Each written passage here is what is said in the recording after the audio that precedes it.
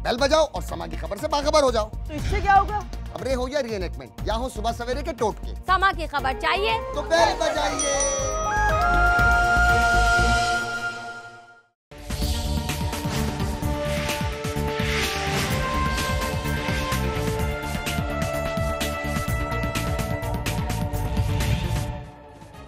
आप देख रहे हैं न्यूज बीट पारस जहांजेब के साथ।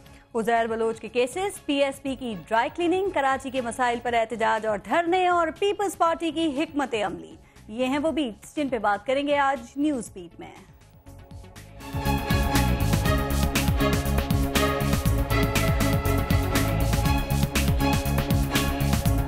पीएसपी की सियासत खत्म करनी है, कचरा उठा दो, गार्बेज नेशनल ट्रांसफर स्टेशन बता दो, बना दो, पीएसपी की सियासत खत्म हो जाएगी। दोनों धड़े हैं ना, उनको अल्ताफ हुसैन की कमी महसूस हो रही है, उसका किरदार अदा करें। चलिए जी, गधों की भी किस्मत जागी, गधे भी किसी काम आए। किसी को तो ख्याल आया कि पाकिस्तान में गधे बहुत हो गए हैं, इसलिए उनको चीन बरामद करके पैसे बनाए जाएं।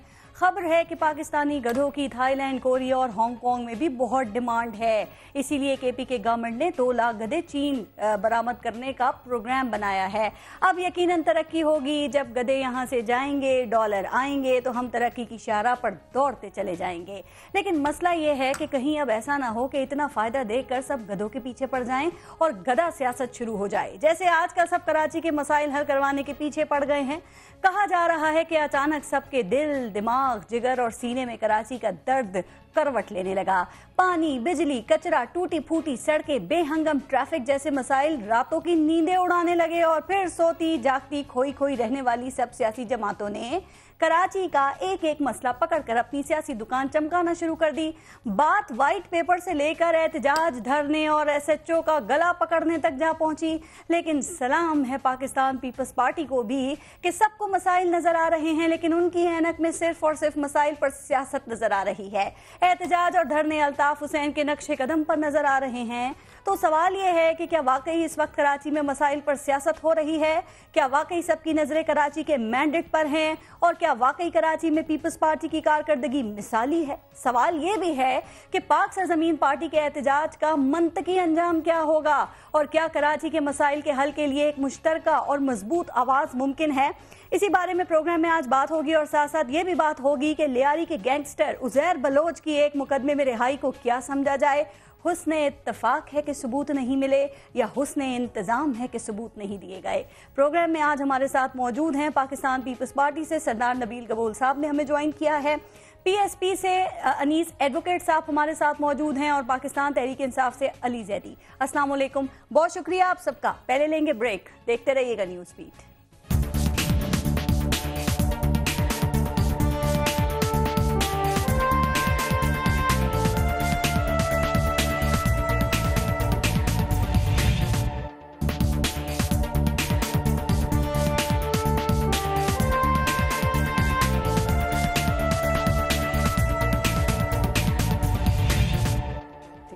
अनीस एडवोकेट साहब आपसे शुरू करते हैं। सर, मुस्तफ़ा कमाल ये कहते हैं कि अगर चलना शुरू कर दिया तो महलात तक जाएंगे, और सवाल फिर ये है कि चलने का फैसला आप लोग कब करेंगे? 4 दिन से यहाँ बैठे हुए हैं, क्या किसी ने आपकी सुनी है? और ये चलने से क्या मुराद है?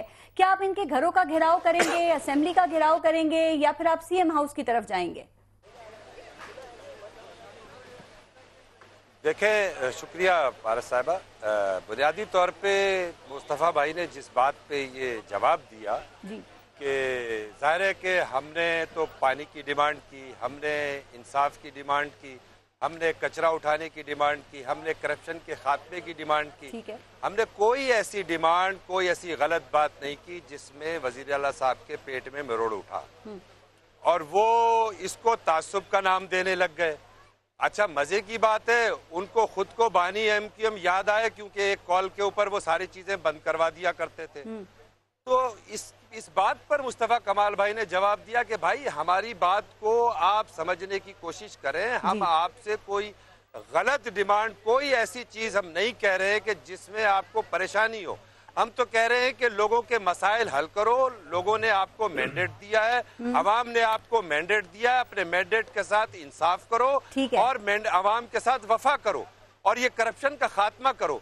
बजाय उससे उसकी वो बात को सुनने के, बात को समझने के कि भाई जायज मुतालबात है, हम इसके ऊपर तवज्जो करेंगे, वो हमें उल्टा एक तासुब और एक गलत खुद तासुब की बात करने की कोशिश करके अपने वोटर्स को देखिए, उन्होंने कहा तो उस पर जवाब दिया कि हम फिर कहीं भी जा सकते हैं। और एमक्यूएम दोनों को अल्ताफ हुसैन की कमी महसूस हो रही है। दोनों जमातें अल्ताफ हुसैन के नक्शे कदम पे चल रही हैं। जिस तरह एमक्यूएम के बानी ने नफरतें फैलाई, ये किरदार अब उनका मतलब था आप लोग भी यही किरदार अदा करें। आप लोग कितना भी अलग कर लेना, लेकिन पाकिस्तान पीपल्स पार्टी आपको इसी आईने में देख रही है। यानी कि माजी में भी मसाइल के ऊपर सियासत हो रही थी और आज भी वही किया जा रहा है। नहीं, देखें, एमक्यूएम जो है वो तो पीपल्स पार्टी को सूट करती है, वो उनकी जेब में पड़ी है, उसके साथ बैगेज इतना है कि एमक्यूएम उनके सामने खड़ी ही नहीं हो सकती है। एमक्यूएम असेंबली में चंद बात करके उसके बाद आप बैकडोर जाके माफी तलाफी करती है। तो एमक्यूएम में और पाक सरजमीन पार्टी में बड़ा फर्क है। पाक सरजमीन पार्टी की क़यादत बोल्ड क़यादत है, जो अल्ताफ हुसैन को चैलेंज करके आई हो। तो वजीर आला साहब तो एक बहुत छोटे से मोहरे हैं। वजीर आला को बेसिकली अल्ताफ हुसैन इसलिए याद आ रहा है, सुने, वजीर आला को अल्ताफ हुसैन इसलिए याद आ रहा है कि रहमान मलिक पीएसपी का कुछ नहीं बिगाड़ सकता। वो एक कॉल, अब पीएसपी को कोई कॉल नहीं करवा सकता कि भाई ये धरना खत्म करो, ये मुतालबात बंद करो और जेब में आके बैठ जाओ। तो ये वजीर आला साहब की अपनी जाती ख्वाहिश है, उनको बहुत याद आ रहे होंगे अल्ताफ हुसैन। आजकल के भाई खास अल्ताफ हुसैन पे रोते। एमक्यूएम नहीं खड़ी हो सकती पीपल्स पार्टी के सामने, लेकिन वो व्हाइट पेपर ले आई है। क्या पीएसपी खड़ी हो सकती है? एमक्यूएम नहीं, एमक्यूएम वो व्हाइट पेपर जो है वो ब्लैक पेपर है, बेसिकली वो एमक्यूएम पर ही लागू होता है, क्योंकि एमक्यूएम इस बैगेज के साथ पीपल्स पार्टी के साथ मुकमुका में शामिल है। वो तो कहते हैं हम पैदा ही 22 अगस्त को हुए, नहीं है कि वो किसी के सामने खड़ी हो। वो कहते हैं हम पैदा ही 22 अगस्त को हुए हैं, उससे पहले का भूल जाओ, सवाल नहीं करो हमसे उससे पहले का। वो तो 4 घंटे के अंदर सब कुछ बदल लेते हैं, मजीद 5-10 मिनट में और कुछ भी बदल लेंगे वो। अच्छा, तो एक और बात की तो मुझसे बात ही ना करें, उसकी कोई हैसियत ही नहीं है। ठीक है, आपने चार्टर ऑफ डिमांड जो रखा है सर, तो ये देखें, ये दिन और 2 दिन या कुछ महीनों में तो ये बात नहीं हो सकती। आप भी जानते हैं ना कि ये सालों का गंद है, ये सालों के मसाइल हैं, ये कुछ महीनों में दिनों में नहीं होंगे। तो अब आप अगर अपना धरना खत्म करते हैं, अपना एहतजाज खत्म करते हैं, तो आप क्या गारंटीज लेंगे? किन गारंटीज पे आप ये खत्म करेंगे? देखिए, कोई गारंटी, ये तो गारंटी देने वाले ही नहीं है, करप्ट लोग हैं। लेकिन हम इनको समझाना चाहते हैं, काम तो शुरू करो, ठीक, इब्तिदा तो करो, लोग देखें तो सही कि तुम कुछ कर रहे हो।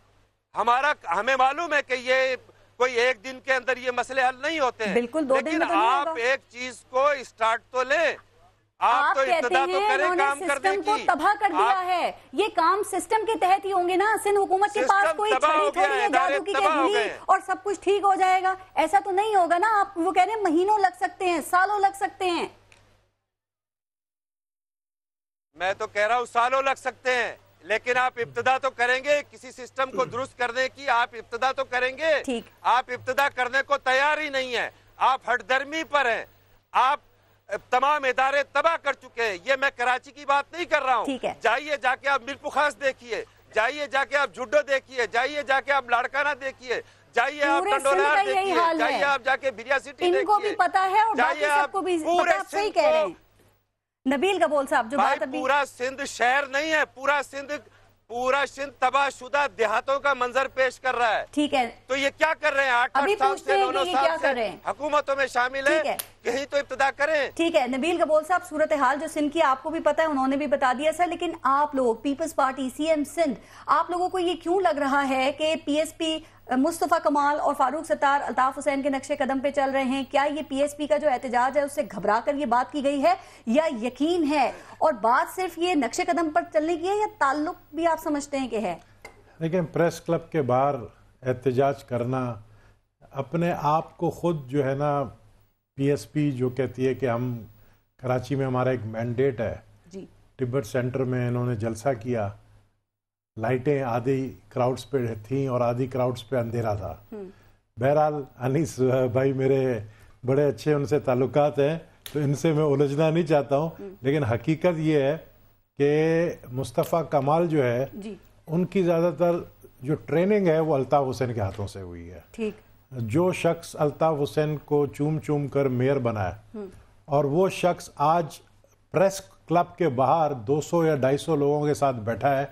ऐसे एहतजाज, ऐसे धरने का कोई अहमियत नहीं है। अगर धरना देना है 2016 को जो बातें की थी मुस्तफा कमाल ने, क्या वो सारी बिलावजह थी? देखे ना, अगर इनको धरना देना है तो ये गवर्नर हाउस के बाहर धरना दें, ये रोड के ऊपर आके धरना दें, प्रेस क्लब के बाहर। पता है आपको कौन धरना देता है? जिसके एनजीओज होते हैं, जिसके छोटे मोटे जो ऑर्गेनाइजेशंस होते हैं वो बैठते हैं। बड़ी पार्टी जमातें नहीं बैठते। दूसरी बात यह है कि अब आपके पास रह गया टाइम इलेक्शन का, कितना रह गया? मेरी नजर में तो 2 महीना रह गया है, 3 महीना रह गया मेरी नजर में। इनकी नजर में चले 2018 आप ले ले, फरवरी में इलेक्शन होगा, फरवरी में भी 10 महीने रह गए। अब 10 महीने में हमारे पास अलादीन का चिराग तो है नहीं जो ये डिमांड कर रहे हैं कि ये भी हो जाए तो वो भी हो जाए। हाँ, आप बात करें के इलेक्ट्रिक का, मैं बिल्कुल हिमायत करता हूं जमात इस्लामी का, जो के इलेक्ट्रिक के बाहर जो इन्होंने धरना दिया था या एहतजाज कर रहे हैं।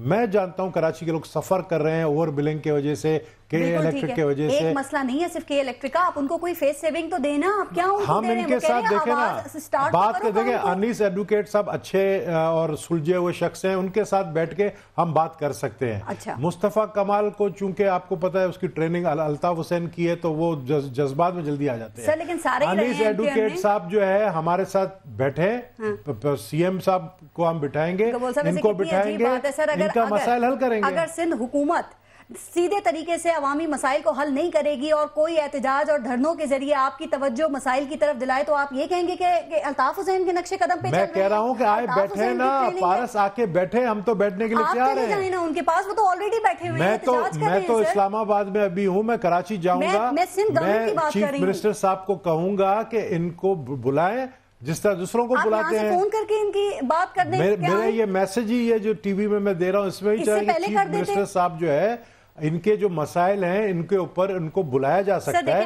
इनके साथ बैठा जा सकता है। ठीक, अभी आपने एक बात की कि कराची के जो मसाइल हैं उन पे सब इंतखाबी ये सियासत कर रहे हैं मसाइल के ऊपर। देखें, मुस्तफा कमाल ने बड़ी एक साफ बात की है। उन्होंने कहा है कि पानी दे दो, कचरा उठा दो, दूसरे मसाइल हल कर दो और हमारी ये सियासत खत्म कर दो। इतना कचरा उठाना हमारा काम है, कचरा उठाना मेयर कराची का काम है। उसके पास इख्तियारात नहीं है, उसको दे दिए, उसको तो जो है चीफ मिनिस्टर साहब से जब एक दफा मुलाकात हुई, उससे कहा चीफ मिनिस्टर साहब ने मेयर कराची को कि अपने डिमांड्स लेकर आए, आपको कितने फंड्स की जरूरत है वो भी बताएं। लेकिन मेयर साहब नहीं गए उनके पास। 2 निजाम चल रहे हैं एक शहर में सर, ये कचरा उठाने की भी जो बात है। कचरा मेरे हल्के लियारी में कितना कचरा है? जो खाने कमाने की चीजें होती है ना, वो पीपल्स पार्टी अपने पास ही वो शोबे रखती है, वो नहीं देती। अब वो जो इल्जामात है वो आप लगाते रहे, इलेक्शन आ रहा है, 10 महीने बाद पता चल जाएगा कि सिंध के अंदर किसको दोबारा से मैंडेट मिलती है, सब पता चल जाएगा। ठीक है सर, लेकिन देखें एमक्यूएम व्हाइट पेपर लाए, अभी आपने जमात इस्लामी की बात व्हाइट पेपर तो चले, आपने जमात इस्लामी की बात की, वो बिजली पे एहतजाज कर रहे हैं, पीएसपी धरने एहतजाज चलने की बात कर रही है। ये इलेक्शन पाकिस्तान तहरीक इंसाफ पानी के ऊपर लड़ रही है। तहरीक इंसाफ तो देखे ना, वो तो आरिफ अलवी एक शरीफ डेंटिस्ट आदमी, उसने एसएचओ का गर्दन पकड़ा, मुझे यकीन नहीं आ रहा है इस बात पे, लेकिन क्या पता गर्दन पकड़ के वो दांत ही देख रहे हैं। हाँ, दांत देख रहे हो, वो तो रोज गर्दन पकड़ते हैं पेशेंट का, समझे ना, तो वो बड़ी बात नहीं है। मैं कहता हूं कि सर, लेकिन इतना मान लें कि ये सारे मसाइल जो हैं ये आप ही के दौरे हुकूमत के हैं और आप जिम्मेदारी अभी इनको याद क्यों आया? नहीं किया अभी याद क्यों आया जब 10 महीने इलेक्शन कैंपेन चला रहे हैं? आया काम पहले कर दिया, आप भी तो कराची की सारी रोडें बनाना शुरू कर दी। आप अभी मेरे साथ लियारी चले, आपको लियारी तब बदला हुआ नजर आएगा। सिर्फ लियारी तो नहीं है ना। आप, मैं आपको मिसाल दे रहा हूँ, आप अभी मेरे साथ औरंगी चले, आपको उधर काफी आपको सफाई और आपको बदला हुआ औरंगी भी मिलेगा। आप इसी तरह लांडी चले।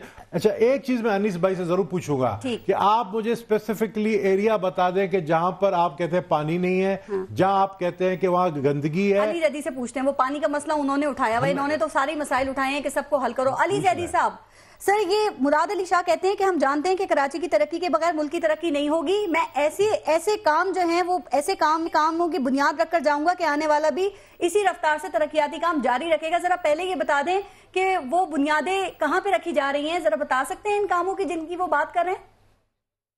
ये तो शायद उनको खुद भी नहीं पता, बिकॉज ये उनकी हुकूमत कल तो नहीं आई है मुराद अली शाह साहब की। ठीक, माने पीपल्स पार्टी तो 9 साल से बैठी है।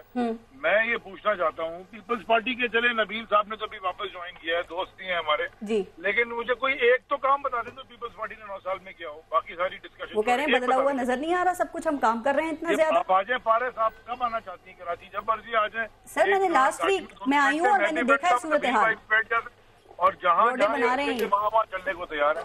बिल्कुल ठीक। अच्छा मैं इस पे जरा अभी आगे बात करती हूँ, लेकिन एक बात का जिक्र अभी नबील कबोल साहब ने किया था और बुनियाद डालने की हम बात कर रहे हैं, तो बता देंगे कि आपके एमएनए आरिफ अलवी साहब ये किस बात की बुनियाद डाल रहे हैं? उन्होंने एसएचओ की गर्दन पकड़ी और वो कह रहे हैं कि अब मुझ पे झूठी एफआईआर, ये मुकदमा दर्ज किया गया है, एफआईआर झूठी है। तो जो फुटेजेस हैं वो तो कुछ और ही दिखा रहे हैं कि वो गर्दन पकड़ रहे हैं, खुर्शीद जमान उनको बचा रहे हैं। कौन सच है कह रहा है, क्या हकीकत है? देखिए पारस, इन्होंने डीएचए के ऊपर 500 रुपए लगा दिया जी, वाटर टैक्स। किस वजह से लगाया वो इसमें तो पीपल ये तो बात कर रहे थे डीएचए की अथॉरिटी से। उन्होंने कहा जी हमें पहले उससे मिलवाएं डीएचए को जो है, इसमें एसएचओ का क्या कसूर है? कोर कमांडर से मिलाएं। इसको पहले क्लियर कर दें कि उसकी गर्दन पकड़ ली, उसका क्या कसूर था? रास्ता क्यों रोक रहा था बात? अच्छा, कोई रास्ता रोकेगा, आप गर्दन पकड़ लेंगे उसकी? नहीं, वो बात करने जा रहे थे अंदर, तो वो इस तरह खड़ा हुआ था, रास्ता रोक रहा था जैसे कि कोई हम किसी के जेल से किसी को निकालने जा रहे हैं। और उसने बदतमीजी की होगी, वो आरिफ अलवी साहब से खुद पूछ लें, क्योंकि मैं तो वहां नहीं था। मैंने उसके बाद की वीडियोस भी आप देख लीजिए, वो ऑफिस में बैठ के सारे आपस में बात कर रहे हैं। लेकिन जो भी बात थी, आप ये जस्टिफाई कर रहे हैं इस बात को कि वो लोग बिल्कुल भी जस्टिफाई नहीं कर, मैं पारस बिल्कुल भी जस्टिफाई नहीं कर रहा। आप लोगों का कोई रास्ता नहीं रोके, जहां आप लोगों को देखे पूरी रास्ता छोड़ दे, हट जाए। नहीं कर रहा, मैं जस्टिफाई नहीं कर रहा, मैं कह रहा हूँ हीट ऑफ द मूवमेंट हो गया, लेकिन उसके बाद अली जैदी साहब एक सेकंड, मैंने कल यही बात इमरान खान साहब से अपने इंटरव्यू में की थी और उन्होंने कहा कि मुझे इस बात का इल्म नहीं है, लेकिन मैं डॉक्टर अलवी से पूछूंगा। तो क्या आपको इल्म है? उन्होंने पूछा या ये उनके पूछने का ही नतीजा है कि आज आरिफ अलवी साहब ने ये कह दिया कि एफआईआर ही झूठी है? नहीं, मैंने तो एफआईआर की कॉपी नहीं देखी और मेरी आरिफ अलवी साहब से बात भी नहीं हुई है। तो मैंने तो वो देखी है जो सोशल मीडिया पे वो क्लिप चली है, और मैंने उसके बाद वो भी क्लिप्स देखी है, और हाँ टीवी पे भी, और मैंने और वो क्लिप्स भी देखी हैं जो उसके बाद की जो मीटिंग की है, तो सारे बैठ के मीटिंग कर रहे हैं। तो अब अगर मैंने ये बात क्यों की, मैंने बात इसलिए की कि अगर कोई गलती हुई है तो उसको एतराफ कर लें, तो आप माजरत करें, आगे बढ़े। आप अगर आपके रहनुमा इस तरह के काम करेंगे तो आपके कारकुन किस हद तक जाएंगे, इस बात का अंदाजा है आप लोगों को? मैं एग्री कर रहा हूँ कि अगर गलती हुई है तो माफी मांगने, इसमें कोई बात नहीं, हीट ऑफ द मोमेंट हो जाती है चीजें। अगर ये आपकी जाती राय है ना? मैं माफी मांग लेता हूँ, चलिए। आप नहीं, आपने गला थोड़ी पकड़ा है सर, यहाँ तो सबकी अपनी जाती राय होती है। आपने कहा, आपने कंडेम किया, फैसल वाडा भी प्रोग्राम में कंडेम कर रहे थे इस बात को, लेकिन खैर आगे बढ़ते हैं। अब ये बताइए कि जो कराची के मसाइल हैं जिन पे हम बात कर रहे हैं, सरका प्लेटफॉर्म से अली जैदी साहब इसकी आवाज क्यों नहीं उठाई जा सकती सर? हर पॉलिटिकल पार्टी ने एक मसला पकड़ लिया और उस पर वो सियासत कर रही है, तो ये मुश्तरका प्लेटफॉर्म से क्यों नहीं हो सकता? इसकी तो आवाज उठा के हम थक गए हैं। कराची का खाली ये मसला तो नहीं है, पानी का मसला, ट्रांसपोर्टेशन का मसला, कचरे का मसला, कभी चाइनीज उठा रहे हैं, कभी मलिक रियाज उठा रहे हैं, लॉ एंड ऑर्डर का मसला, मतलब बिजली का मसला। सवाल मेरा ये नहीं है, सवाल ये है अलग अलग नहीं, मुश्तरका प्लेटफॉर्म से क्यों नहीं उठा रहे? अगर पीएसपी आज आपको बुलाती है या ये स्टेप लेती है, इस तरह की कोशिश करती है, आप पाक से जमीन पार्टी के साथ बैठेंगे आप सर एहतजाज में? पीएसपी एहतजाज कर रही है, उनका बिल्कुल जमहूरी हक है, और वो कर रहे हैं प्रेस क्लब के सामने, उन्होंने कोई रोटे बनने की, लोगों की जिंदगी मुश्किल में डाली, वो एहतजाज कर रहे हैं, उनका जमहूरी हक है। अगर वो आपको कहते हैं आप उनके साथ बैठेंगे, आप लोग सब अलग अलग आवाज उठा रहे हैं, यही वजह है कि पीपल्स पार्टी सीरियस नहीं ले रही इस इशू को। बात हो सकती है पीएसपी से, लेकिन एनक्यूएम से नहीं हो सकती, पीपल्स पार्टी से नहीं हो सकती, बिकॉज वो दोनों मिले बगैर। ठीक है, यानी कि अपना एहतजाज और अपनी सियासत, ये मसला तो नहीं है कि अगर सबने मिलके बात की तो फिर क्रेडिट कौन लेगा, फिर हार कौन पहनेगा, फिर ताज कौन पहनेगा अगर मसले हल हो गए? मेरी बात सुने, क्रेडिट की बात नहीं है, मसले का सोल्यूशन निकालने की बात है। ठीक है, आप पानी का मसला हल कर लें, जिसको मर्जी क्रेडिट दे दें। आपने लॉ एंड ऑर्डर, लेकिन आप मोहम्मद जुबैर भी ना बन जाए ना फिर, कि वो कहेंगे जी वो किसी ने कुछ किया ही नहीं, सारा का सारा काम नवाज शरीफ ने। ओके, इस तरह का क्रेडिट निकालें। ट्राई करिए, आप स्टूडियोज पहुंचे जल्दी, फिर मजीद आपसे बात में आप आए, फिर मजीद आपसे बात होती है। लेकिन मैंने अभी ताज की बात की, नबील कबूल साहब, बात याद आ गई। कहा यह जाता है कि जो ताज है ना, उस पर तो सिर्फ एक आदमी का हक है, और वो है शर्जील इनाम मेमन। सर, ये उनको वैसे ताज पहनाया क्यों पहनाया गया, किस कारनामे पर? ऐसी कौन सी उनकी खिदमात हैं सिंध के लिए, जमहूरियत के लिए, या 5 अरब रुपए की डायरेक्ट करप्शन के इल्जामात को खिदमात समझा जाता है? यार, उस शख्स ने ताज वापस कर दिया, चीपा को पहना तो था 18 तोले का, एक नहीं दो। आपने इतना ज्यादा जब शोर मचाया तो उसने ताज वापस करना पड़ा, वो ताज वापस कर दिया, बात खत्म। पहनाया क्यों था, मैं वो जानना चाह रही हूँ। इतना शानदार इस्तकबाल की वजह क्या थी, मैं वो जानना चाह रही हूँ। जिसने पहनाया था उससे आप पूछे ना, मुझे नहीं पता किसने सर। आप देखें पीपल्स पार्टी में हैं और फिर आप M90 होकर आ गए थे पीपल्स पार्टी में, आपको किसी ने ताज नहीं पहनाया, उनको 2 पहना दिए। देखे ना, मैं सबसे पहले जो सबसे ज्यादा तनकीद मैं ही करता था, ठीक है ना, लेकिन अब जब उसने एक अच्छा काम किया है कि चीपा को दे दिया ताज, तो तारीफ भी करे ना। अच्छा, मुझे ऐसा लग रहा है कि यहाँ भी आपके दिल और दिमाग में कोई जंग चल रही है। दिल कह रहा है कि कुछ कह दूं, लेकिन दिमाग कह रहा है कि नहीं, अभी खामोश रहना है, अभी वक्त नहीं है। ये तो सिर्फ मोहब्बत में होता है। अनीस एडवोकेट साहब, सर जो लोग पाकिस्तान पीपल्स पार्टी के बाहर से आ रहे हैं उनको तो ताज पहनाए जा रहे हैं, लेकिन जो MQM पाकिस्तान के लोग अब आ रहे हैं या MQM के लोग आ रहे हैं वो पाक सरजमीन पार्टी में जा रहे हैं, जैसे कि वो अब्दुल शेख थे और अभी इर्तजा फारूकी हैं। तो फारूक सत्तार साहब भी कह चुके हैं और अब आमिर खान ने भी ये कहा कि हम लोगों को गारंटी नहीं दे सकते, इसकी वजह से वो PSP में जा रहे हैं। हमारे सर पे भी अगर छतरी हो तो लोग नहीं जाएं। तो ये किस छतरी की बात हो रही है? क्या ड्राई क्लीनिंग का अमल दोबारा शुरू हो गया है? देखिए, पहले तो मैंने शुरू में मैंने कोशिश ये की कि मैं नबील भाई से ना उलझूं, लेकिन नबील भाई ने कुछ बातें की, तो अगर मुझे इजाजत दे तो थोड़ा मुख्तसर सा मैं उनको बता। देखिए, हम अपने किसी जाती प्लाट या शादी हाल के गिरने पर यहाँ नहीं बैठे हुए हैं, ठीक, कि जो हमारी ख्वाहिश हो कि हम वजीर आला हाउस चल के जाए। और रही बात अल्ताफ हुसैन की कि उसकी तरबियत पूरी पार्टी, हम इसको ओपनली कहते हैं, बरमला कहते हैं कि हम उसके साथ थे, लेकिन होने के बाद हमने थूका उसके ऊपर, हम चाटने नहीं गए हैं दोबारा।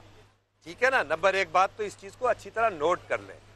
दूसरी बात ये कि हम 200 आदमियों के साथ, 100 आदमियों के साथ एक आदमी मुस्तफा कमाल ने अपने आप को खुद को पेश किया पीपल्स पार्टी को एक्सपोज करने के लिए, और माशाल्लाह 4 दिन में पीपल्स पार्टी इतनी एक्सपोज हुई है और पीपल्स पार्टी के पेट में इतना मरोड़ उठा है।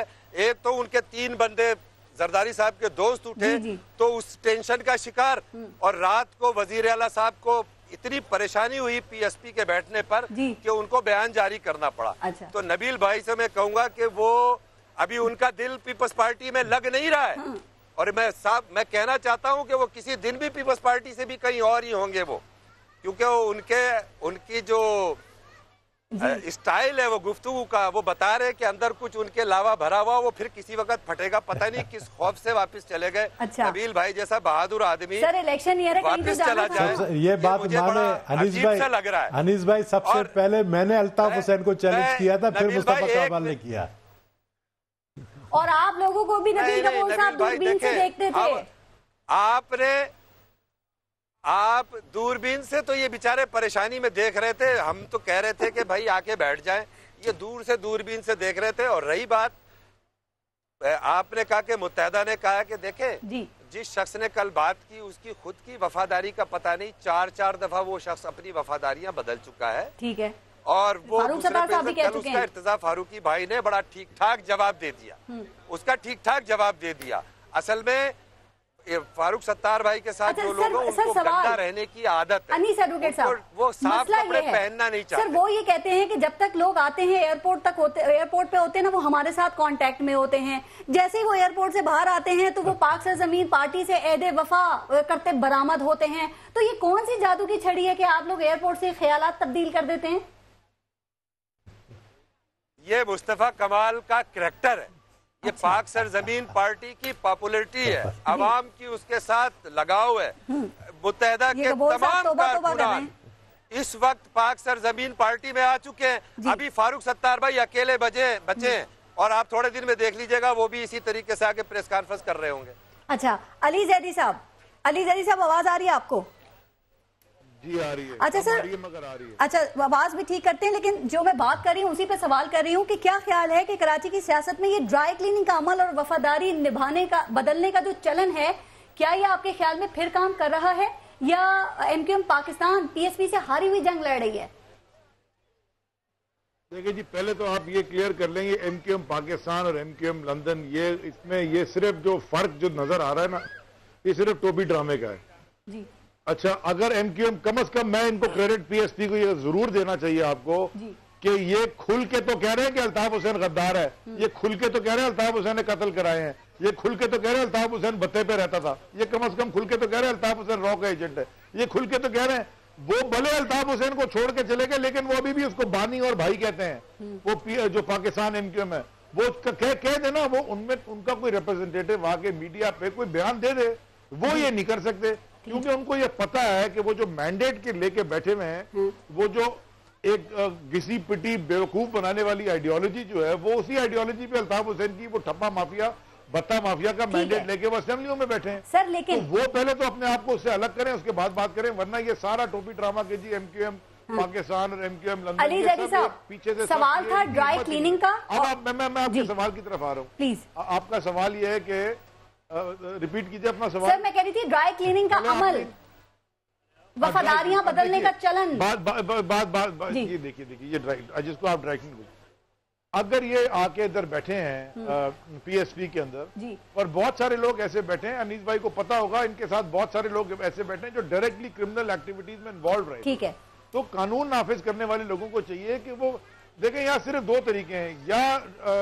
या तो उनको कानून के दायरे के अंदर जो उन्होंने किए उनको सजा मिले, या फिर साउथ अफ्रीकन मॉडल है ट्रूथ एंड रिकंसिलिएशन। अच्छा सर एक बात, पहले एक्सेप्ट तो करें जब से गलती हुई, इन्होंने एक्सेप्ट तो किया ना, मैं इनको क्रेडिट इस बात को तो देना। चले एक्सेप्ट तो कर लिया, लेकिन एक बात समझा दें, एमक्यूएम पाकिस्तान ये कहती है, बल्कि आपने कहा कि एक ही है, लेकिन वो तो बार बार कह रहे हैं कि अल्ताफ हुसैन से उनका कोई ताल्लुक नहीं है, लेकिन क्या वजह है आपके ख्याल में जो उनके मेंबर्स हैं वो पीएसपी को अपना महफूज घर क्यों समझ रहे हैं, या पीएसपी उनको महफूज घर क्यों नजर आ रहा है?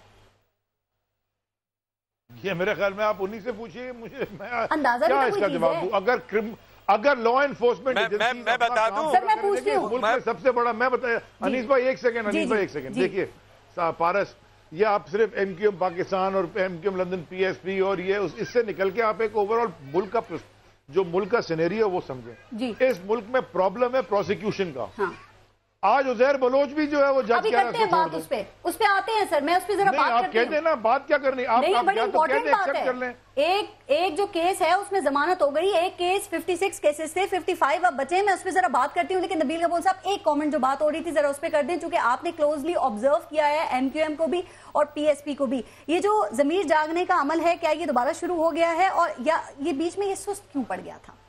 किसकी जमीर, इधर सबकी जमीर जाग रही है, किस की जमीर की आपको पता है किसके हवाले से बात हो रही है? मैं समझता हूँ कि देखें, एक तो पीटीआई और पीएसपी जो है ना आगे जाके इलेक्शन अलायंस करने जा रहे हैं, ये भी मैं आपको बता दूं। दूसरी बात ये है कि एमक्यूएम और नून अलायंस करने जा रहे हैं। ठीक है, हम बगैर अलायंस के जा रहे हैं, हम सोलो फ्लाइट में जा रहे हैं। पीपल्स पार्टी पता है ना आपको? हाँ, परफॉर्मेंस बहुत अच्छी है। नहीं, अच्छी हो या ना हो नहीं, तो मैंने कहा अच्छी है सर, आप लोग यही कहते हैं क्लीन स्वीप के, ऐसे ही थोड़ी दावे किए जाते हैं।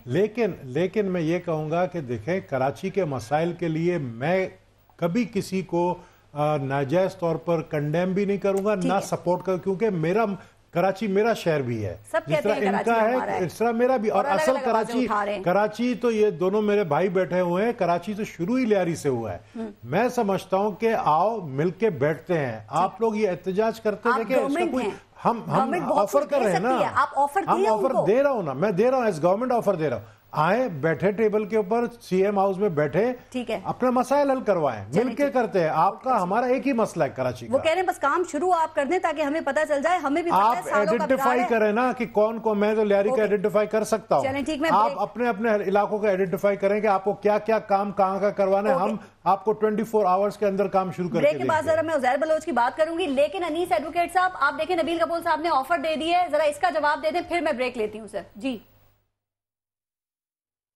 देखिए मैं तो कह रहा हूँ लियारी से काम शुरू कर दे, लियारी को कचरा साफ कराना शुरू कर दे। कर दिया वो कह रहे हैं बदल दिया, नहीं पानी देना शुरू कर दे, लियारी के बच्चों के, लियारी के नहीं किया नबील भाई। चले अनीस भाई मेरे साथ बैठ के, आप चले मेरे साथ, देखे तो सही लियारी आए, मैं ले जाता हूँ आपको। अरे भाई मैं खुद भी जाता हूँ लियारी, नबील भाई मैं खुद भी जाता हूँ लियारी। अब वो वक्त चला गया कि जब मैं लियारी नहीं जाता था, लियारी और स्कूटर पे जाता हूं, जा चुका हूं और बार-बार जाता हूं लियारी। वो भी तो चले ना, मैं कहता हूं आप गाड़ी पर ही जाता हूं, रक्शे पे गया हूं, वो आप जा रहे रक्षा वाला मैं भी मोटरसाइकिल पे गया हूं। चलें वो क्रेडिट पीपल्स पार्टी को दें, आप लियारी जाने लगे। देखें ठीक है सर, लेकिन अनीस एडवोकेट साहब कह रहे हैं सीएम हाउस पे बैठ के बात करते हैं, आए सीएम हाउस के अंदर इस मसले को हल करते हैं। आप कब तक एहतजाज पे बैठे रहेंगे सर? पारस ये बिल्कुल गलत बात कर रहे हैं, कोई बात करने बनाने की तबाही की जिम्मेदार तो पीपल्स पार्टी है। तो हम जब बात हम आपको ऑफर कर रहे हैं और आप किस बात का रोना रो रहे हैं? ऑफर कर रहे हैं, आके बैठे वहाँ पे बात करें। भाई आप पारस हम बात करने को तैयार है। सुनिए जी जी सुने अनीस भाई एक मिनट, अनीस भाई एक मिनट, अनीस भाई एक मिनट, बात करने को तैयार है। जी जी अली भाई जी, अनीस भाई एक मिनट जी। अरे पारस मेरी बात सुनो जी जी। नबील भाई को मैं थोड़ा सा मैं इनको जल्दी से बता दूं हुआ कि पिछले 1 साल में हमारे हालांकि 3 MP हैं खाली, लेकिन 120 कितने रिपीट करें 120 मोशन जमा कराए हैं असेंबली में। खुर्रम और समर और सीमा ने हर चीज पे, from health to education to water, Karachi के सारे मसलों पे, जो कह रहे हैं ना कि अभी शुरू हो गया, हर मसले पे जमा कराया हुआ है। ये असेंबली में डिबेट ही नहीं करने देते। ये माइंडसेट नहीं है। पारस साहब क्या समझ रही हैं आप? क्या समझ रही हैं कि आसिफ अली जरदारी के अंडर ये ठीक कर देंगे जो 9 साल में नहीं कर सके, आप कर देंगे? मतलब अब ऐसी क्या चीज हो गई आसिफ जरदारी के पास? कौन सा घोड़ा आ गया कि सारी चीजें ठीक हो जाएंगी सिंध में इलेक्शन से पहले? ये क्यों नहीं किया पहले? किसने रोका था उनको? ना पहले मसाइल पे आवाज उठाई गई, कचरा उठाने के लिए मैं तमाम पार्टीज की बात कर रही हूँ, और ना इन्होंने मसाइल को हल किया। सब शायद इलेक्शन ईयर का वेट कर रहे थे, क्योंकि ये ईयर जरूरी है ना, वोट लेना है अगले इलेक्शन के। इलेक्शन कैंपेन है, एहतजाज नहीं है, इट्स कॉल्ड इलेक्शन। सर आपको इलेक्शन कैंपेन लग रही है? आप पहले अगर मसाइल हल करते तो वो कैंपेन चलाने को उनको पहले मौका ही ना देते ना। मैं एक ब्रेक ले लूं, ब्रेक के बाद मजीद बात करते हैं। देखते रहिएगा न्यूज़ बीट।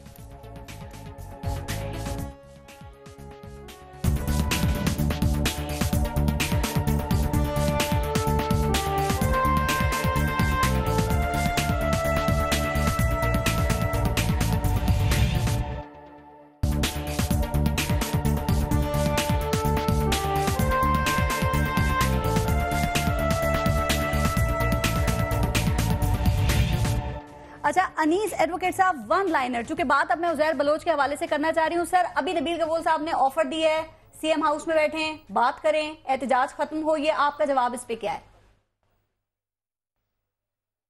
देखिए बातचीत से कभी सियासत में बातचीत हर चीज पे की जाती है, लेकिन हम सीएम हाउस जाएंगे इंशाल्लाह 2018 के जो अभी इलेक्शन आने वाले इसके बाद। अच्छा। क्योंकि पीपल्स पार्टी 5-6 नशिस्तों से हुकूमत कर रही है, एक से कर रही थी, 4-5 इन्होंने इधर उधर से तोड़ के मिलाए।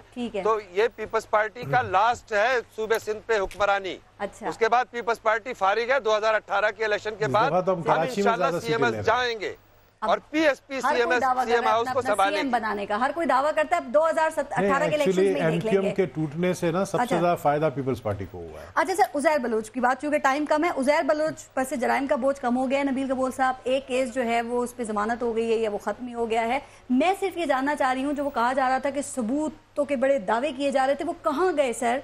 क्या ये जो सिंध पुलिस है इतनी निकम्मी और नाअहल है कि अपने एक SHO और फवाद खान और 4 कांस्टेबल के खून का बदला क्या हिसाब नहीं ले सकी? देखें, ये बेल कोर्ट ने दिया है। एक बात, प्रोसिक्यूशन में पुलिस की कमजोरी है बिल्कुल।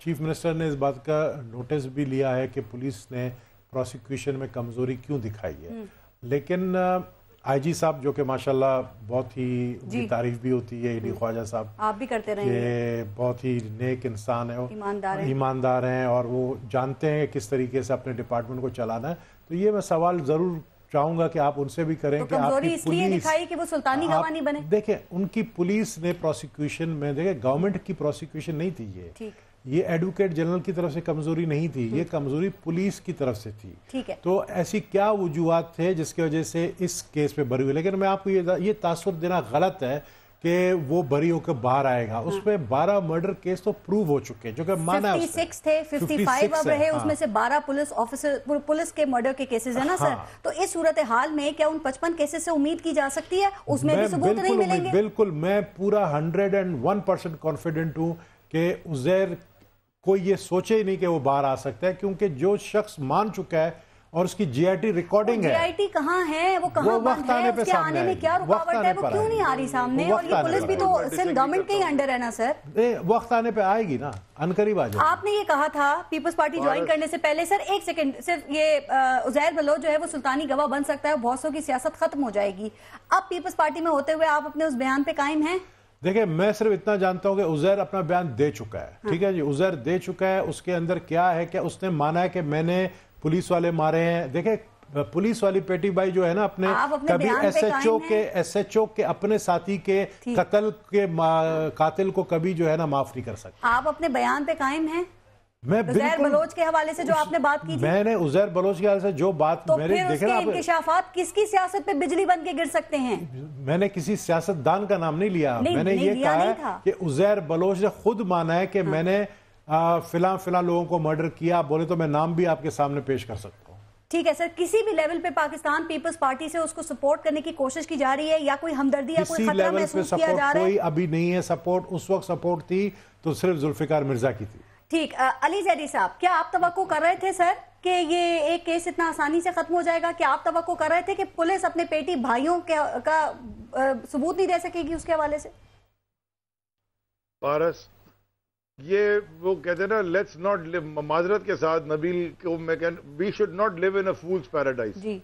ये शहर के अंदर 100 150 पुलिस वाले मार दिए एमकेएम वालों ने। वही पुलिस वाले उन्हीं को सलूट करते रहे बाद में जब वो इलेक्ट होके मिनिस्टर बन गए जी। ये तो बिल्कुल, मैंने आपसे पहले भी कहा, इस प्रॉब्लम प्रोसिक्यूशन का बहुत बड़ा है। यहाँ कितने लोग ऐसे पकड़ के खड़े किए, वो कर्नल शाहिद ने, वो कौन था कर्नल ताहिर, उन्होंने, या डीजी रेंजर जो पहले अब वो सीजीएस बन गए जनरल बिलाल अकबर ने, यहाँ खड़े करके लोग 30 कत्ल मान लिए, 60 कत्ल मान लिए। वो उमेर और पता नहीं कौन कौन से कांडे लंगड़े लूले वो सब बाहर हैं। प्रोसिक्यूशन कहाँ है? इस मुल्क में प्रॉब्लम प्रोसिक्यूशन का है। और मेरे भाई नबील साहब जो कह रहे हैं कि पुलिस की प्रोसिक्यूशन वीक है, पुलिस तो यहाँ पे पुलिस एक्ट तो 1856 अभी भी पुलिस तो सीएम के नीचे है, तो ये डायरेक्टली रिलेट करता है, डायरेक्टली रिफ्लेक्ट करता है पीपल्स पार्टी की। सर है तो सही, पीपल्स पार्टी की नाअहली के ऊपर पीपल्स पार्टी की परफॉर्मेंस इतनी खराब रही है, वो पुलिस ठीक नहीं कर सके। लैक ऑफ एविडेंस नहीं होता, या जजेस की गाड़ियों के ऊपर बम अटैक हुए इस शहर में। ठीक है, इसी शहर में जजेस की गाड़ी पे बम अटैक। बिल्कुल ठीक है। अनीस एडवोकेट साहब, मैं जरा राय ले लूं, पुलिस की इंडिपेंडेंस है। ठीक सर, अनीस एडवोकेट साहब, आपके ख्याल में उज़ैर बलोच के मामले में हुआ क्या है? बख्तावर भुट्टो ने भी ट्वीट किया, उन्होंने भी हैरत का इजहार किया, नबील कबूल साहब की भी आप बातें सुन रहे हैं। तो इस सिस्टम में किसको उससे हमदर्दी है? आप कहते हैं कि उसको सपोर्ट हासिल है, किसकी सपोर्ट हासिल है? असल में ये गुज़िश्ता 7-8 साल में पीपल्स पार्टी ने सिंध में पुलिस को तबाह कर दिया। जिस सूबे में 4 साल में 13 आईजी बदले जाए और एक ईमानदार आईजी बैठा हो और उसके ऊपर पूरी एक हुकूमत लगी हो कि इसको भी फारिग कर दिया जाए, तो वहां फिर ऐसी ही प्रोसिक्यूशन होगी, ऐसी ही सूरत हाल पैदा होगी। कैसे इंसाफ होगा कि कातिल आजाद घूमते रहेंगे और दोस्त यार जब पकड़े जाएंगे तो सब परेशानी के आलम में उनको सर जरा बता देना कि उज़ैर बलोच को सरपरस्ती आपने कहा, सब जानते हैं कि उसको सरपरस्ती किसकी हासिल है, तो किसकी सरपरस्ती हासिल है? वो तो बेशुमार राजों का अमीन है ना, जिन्हें सामने आना चाहिए। तो फिर वो राज कैसे सामने आएंगे?